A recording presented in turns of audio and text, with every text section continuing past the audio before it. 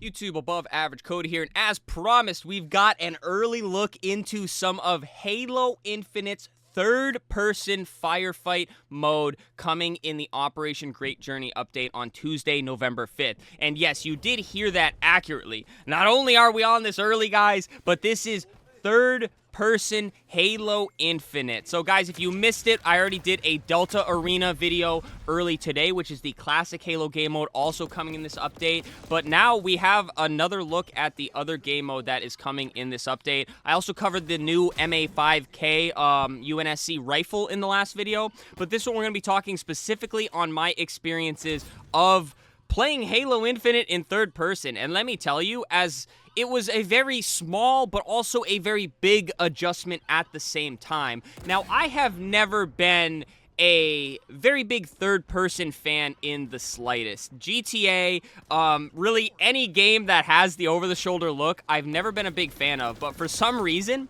something about Halo Infinite, I really enjoyed experiencing. And the first and most important thing, guys, is Halo Infinite is a really good-looking game. Say what you want about the servers, the gameplay, hit reg, all that, guys. Halo Infinite has always looked really good, especially on low graphics settings. And now that I can see my Spartan and how he is just built, it's awesome, man. Like, that is like the least important thing that I should be worried about. But when I load it in, I'm like, this is so cool to see my Spartan setup, my gun camos, just from a completely different perspective. And you can see me flying around with the grapple and things like that, guys. It is...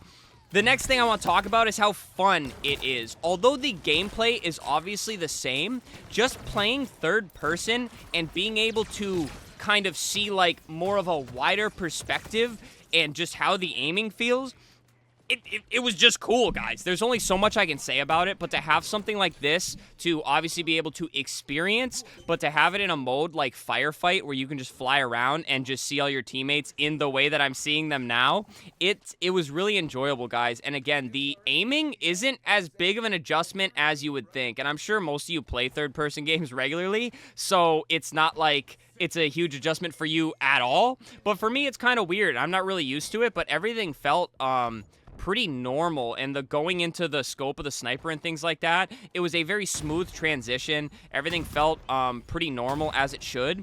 The only negative I will say, and this could just be skill issue, user error, or what have you, guys, I could not hit my long slides at all. I don't know if it just doesn't look like you slide quite as far from this perspective, or if I just absolutely could not hit the timing. I really do not know, guys, but I could not slide nearly as far as I used to, but grappling around and things like that was really fun, which you guys could obviously see in the background gameplay here.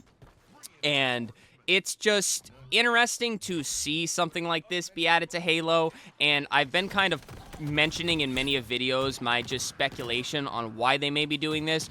I don't know if they just thought this was a good idea and they're like, let's send it along, or if maybe they're testing it for something for a future game, or perhaps a future mode to come out, or maybe we're going to have some type of battle royale where we can switch from first person to third person. We've seen games do that in the past, and overall, I just like the idea. I mean, like I said, I'm very quick to turn my nose up to anything in third person, but I was really excited to do this, and again, guys, to do it in a mode like Firefight, it was some good casual fun, and I definitely think you should be excited to try this one out for sure, because I mean, I don't know if Halo's done anything like this in the past. I really can't say that for sure, but I know I've never played Halo from this perspective, and I'll be honest with you, I do not hate it. I don't know if I'd want to try to play ranked or some competitive form or game mode from this perspective, but in terms of just running around and shooting some enemies, it was cool to experience. It was very smooth gameplay, and honestly, guys, it's mainly just the perspective change, but I think it's a very nice and enjoyable change. I'm just more interested to see, again, how they're going to use it or how they're not going to use it in the future, but hey, to get this type of game mode from a completely different perspective, and then also to get Delta Arena with the new weapon as the starting weapon, I think there's a lot of good things to be talked about with this update, guys. And I will say, I don't expect it to bring back masses, guys. I don't expect it to severely change things. But as I mentioned a couple videos ago, this is the first update from Halo Studios. They are letting some of us big content creators flight it, test it, play it early, upload content early. Massive W. They're putting in modes that people really want to see. Classic Halo fans, I'm sure, are all rejoicing over the Delta Arena playlist. And we're also finally getting a new weapon. I don't know how well it's going to balance out or how it's going to be used in a competitive environment. But just to see content like this shipping out and working before the update even goes live is just, it should warm the hearts of any Halo Infinite fans out there, guys. And that's pretty much all I want to talk about. Just wanted to show you guys some of the early gameplay here. Again, this is third-person firefight going live tomorrow, Tuesday, November 5th, probably around 1 p.m.